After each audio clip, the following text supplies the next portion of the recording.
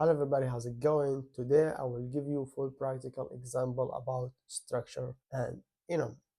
In the last two lessons, I give you structure and enum, and I give you small homework about the structure. I didn't give you homework about the enum, and I hope after you finish the lesson of the enum, you go to practice by yourself, and you have to do this every time after each lesson, because that's what's going to make you a good developer. You have to practice as much as you can. All right, and if you understand the structure and enum in this lesson very good, you will be able to understand OOP more easily in the future.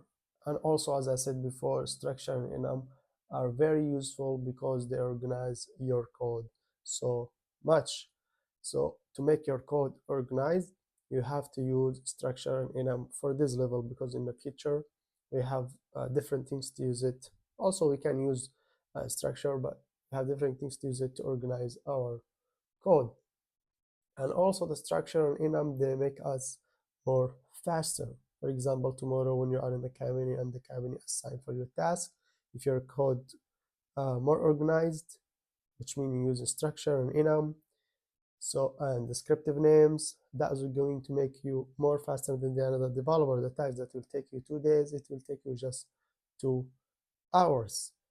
And also the structure, it's part of data structure. What is data structure? Data structure is a science focused on how to organize your code in the program, how to give them descriptive names.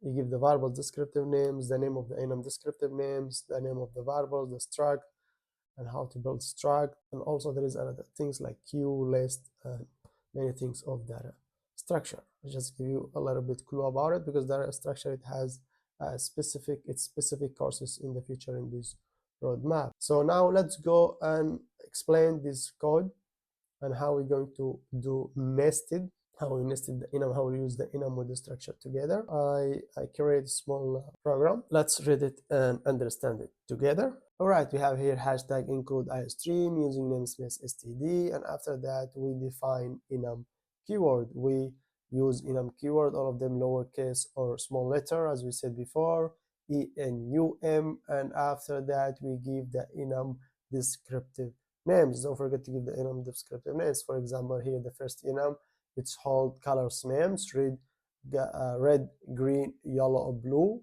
and I think you already know the positions of this colors name. We start from 0, correct. Red, its position 0, green 1, yellow 2, blue 3. So because this first enum hold colors name, we name the enum color. And the second enum, it's hold male and female, which is gender, so we name the enum gender. And the third enum, it's hold single and married, so we name the enum marital status. You have to give the enum and the struct and the function procedure that you take it in feature descriptive names. All right, even the variables, you should to give them descriptive names. Don't forget this, please. And if you recognize here before the enum's name, I put en. What is en before the enum name? So this en, it's the prefix. The en that I put it before the enum's names is the prefix to make it easy for us later when we want to search or find or looking for some specific enums in our program. We found them easy with this prefix. Now when I will go to the main function, I'll show later, and I write em, the command will give me options like a menu, and will show me or display for me en gender, en color, en marriage status. So tomorrow when I build a program, as we said before, the small program, it contains from 300 to 400 variables, 20 enums, 20 structs. So it will be hard to find some specific enums and struct or variables that you want to delete them, or you want to add something to them. So the prefix before the enum names, struct names, the function name, precision name, it helps us to find these things very fast. And after that, I define struct name. We use struct keyword, and we give the struct a name. If you see here, st address, don't name it, just address. Don't give the struct name without prefix. Yeah, it's descriptive name address, but at the same time, give this descriptive name prefix. All right. So struct st address, st, it's represent struct. So st address, what inside the struct address? Inside it, the information of the address of any person address. For example, string street name, string building number, string PO box, string zip code. So all these informations inside the struct address, and this information represents address of any person. And the second struct, we name it contact info, and we put inside the contact info the contact info of any person that we need it if you want to contact any person. For example, string phone, string email.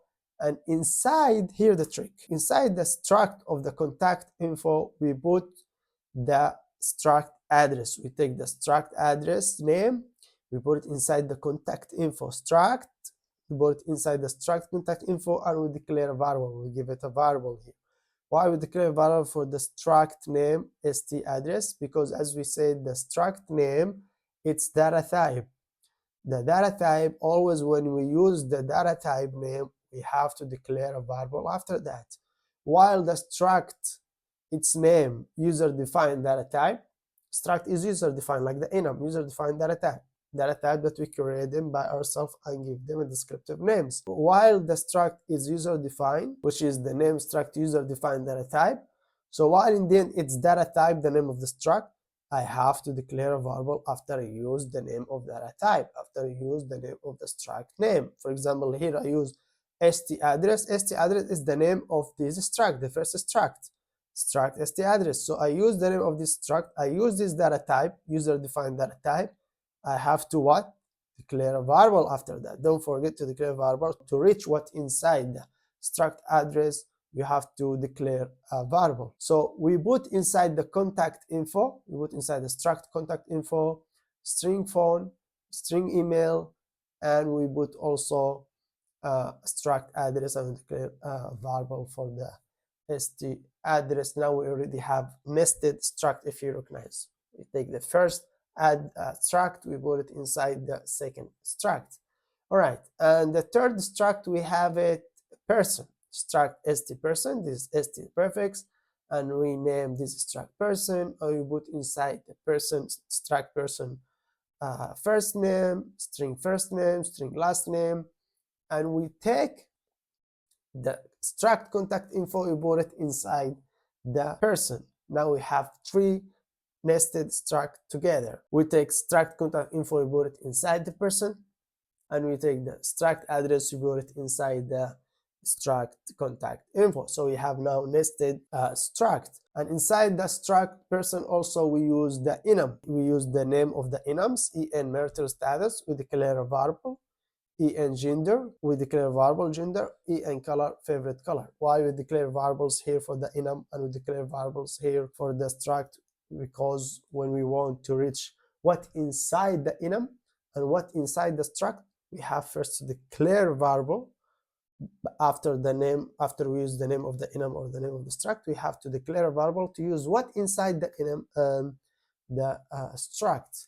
So till now we just define the struct and define the enums. We didn't use them till now. We didn't use what inside them at all. We just define them above the main function. Now when we go to the main function, I will have just one variable. It will hold all this information, and this variable is from a struct person. Let's see. All right, we have here in the main function, we use the struct person, st person, the name of struct, and after that we declare a variable to reach what inside the struct person. When we declare a variable, we name it person1, and now we can reach all the information of this person that exists in all the structs and also inside the enums. For example, here person.first name equal assigned to the first name. person1.last name equal assigned to the last name a value. person1.contactinfo.email equal we assign to the email an email, and person.contactinfo.phone we put the phone, and here person1.contactinfo.address.zip code.street name. For example, here look, to explain to you how I will use person one dot person1 dot. Look, compiler give me the options as a menu, give me a menu. All right, what I want to choose, contact info. I want address, contact address dot. I want to bring street name. I want to assign value to the street name. And here, same with the enum. We just use the name of the variable person1.gender equal. After that, we use the name of the enum, en gender : male, to get the value inside the enum, which is male here, and put it or assign it to the variable gender that we assign it actually, or declare it inside the struct person struct. Here, this gender variable, it's actually declared inside the person struct. We use the enum name, en gender, and after that we declare a variable. Why? Because this variable without any value, so we assign the value through the enum name itself. So we use the variable that we declare it here inside the integer main function, person1.gender equal en gender, the name of the enum, : for example, as I explained before, after you write : after you put like this : the compiler give you options or give you a menu, male, female. So we want here male. So now we assign the male, the position of the male, which is 1 or 0. It's 0 here, as you saw it, 0. We assign this value of the male, which is 0, or we assign these descriptive names that we name it inside the enum of the gender to the variable of gender that we actually declare it inside the person struct. And now if you want to print it, we will just use cout object person.contact.info.what.address.what.street name. Look now how my code is organized. I don't need to write all the 14 or 15 variables in a main function, and my code becomes spaghetti. And if I want to modify something or I want to add something, I don't know which one I should to modify it. Or if I modify something, maybe it will ruin another variable or to ruin another value, because they're not in groups, they're not organized, they're not under umbrella of struct or enum. So now if I want to print, for example, something else, I will just use a cout object, less than. Let me make it equal here, less than. I will use the person variable that I declared that it's from or belong to the st person struct. And look now, person1, what do you want? You want the favorite color, you want first name, you want gender, you want last name, you want marital status, you want contact info. All right, contact info, what do you want from the contact info? You want address, you want mail and email, because tomorrow in the future, when you have around 100 enums and 100 struct and 300 to 500, 600 variables, you will not remember them all. It's hard to remember them all. For that, you have to organize your code by using structure and enum. And after that, look now, when you just want to print something or display something on console screen, you just use one variable. So now we create all these structs, the 3 structs and the 3 enums, to organize our what? Our data in the code. Now we organize the data, we organize the information of this person. And by the way, we have just one person, we have information of one person, because here we declare up st person. We use the user defined data type that we created, the name of the struct st person, and we declare one variable, and we just assign to these variables information of one person. If I have another variable, as we say, we can create or we can declare as much as we can variables like person 2, person 3, person 4. So we'll have information for more than one person. For that, we have to organize our code by using struct and enums, and also many other things, but you'll take it in future when we take data structure. So now I want to, for example, print or display on the console screen person.contact.info, or I want from the contact info address, and the address what I want. I already display or I choose a street name, so I will choose now a BO box. So BO box and less than and line. And you can complete, I'll put for you this source code in the description down below. You should know already what is source code. Source code is the code that we write it using mid or high level language, and the compiler take it, translate it to object code. And object code, it's belong to what? It's belong to low-level language or assembly language or binary code or machine language. And we have something in future when we come to take OOB, we have something like the struct. But the struct, it has here properties. These we call them properties, the variables and data type that you put it inside the struct, we call it properties. So struct just has properties, and we cannot put inside the struct functions. But in OOB, instead the struct, we have something called the class. Instead struct, we have keyword called class, and we could put inside it properties, these properties plus the functions. When you come to OOB, you will understand. So my code now, it's clean, everything is organized. We take each information, we group them, we put them under some specific umbrella of struct. We can reach them easy, we could print them or display them easy because everything is organized. As you see, we organize our data of this person or of any person properly. And by the way, the programming, it's in depth same. For example, now we have struct, and this struct hold information about person. In the future, for example, if you want to build information about gym or clinic, you will use the same struct, the same enum. You will change just the name of the struct. For example, here we have address. We will have, for example, gym, struct gym, and instead we have contact information. We will have subscription information, or we will have struct about, for example, patient information. If you open clinic, if you do application or program for the clinic for doctor. So the programming intents end up the same with some changing of the names of the information, depends about the program and the projects. That was the lesson for today. I'm already hungry because it's still early morning. Let me go to have a breakfast. I'll see you next lesson, guys. Ciao.